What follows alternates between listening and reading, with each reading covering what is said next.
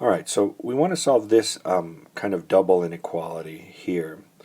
And the goal with solving these double inequalities is you kind of have three positions, right? You kind of have this left position and this middle position and this right position.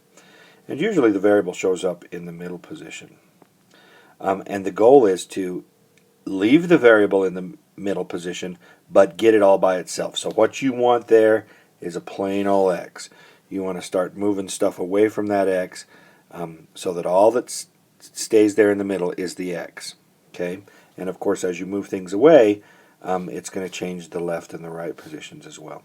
So we're basically going to try to get that x by itself using methods that we're probably pretty familiar with.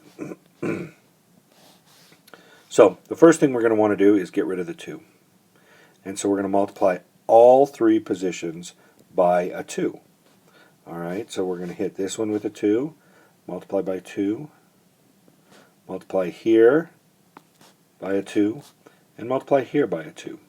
Right, that's the thing you got to do is whatever you do, you have to do to all three positions. So of course this becomes a 4.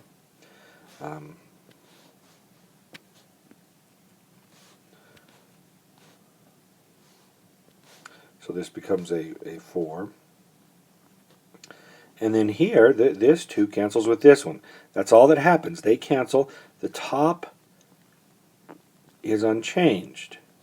And then over here you have an 8. Alright, so the next thing we're going to do is subtract a 3, because we want to get rid of the 3 from all three positions. Like that. And when we do that, of course, we're left with a 1 there. Negative 2x there. And which is good. We're getting that x more and more isolated. And then 8 minus 3 is 5. And then finally, we've got to get rid of that negative 2. So we'll divide everything by a negative 2 in all three positions. Now, we've got to watch out here.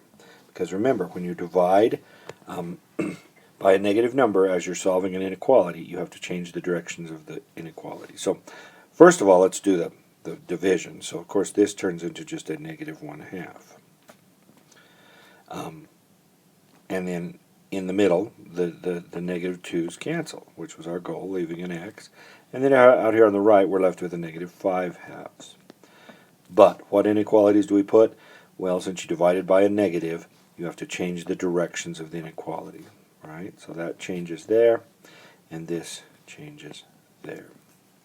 Okay? And so that is, we're not quite done because we need to clean up our solution, but we've got the x all by itself in the middle. All right.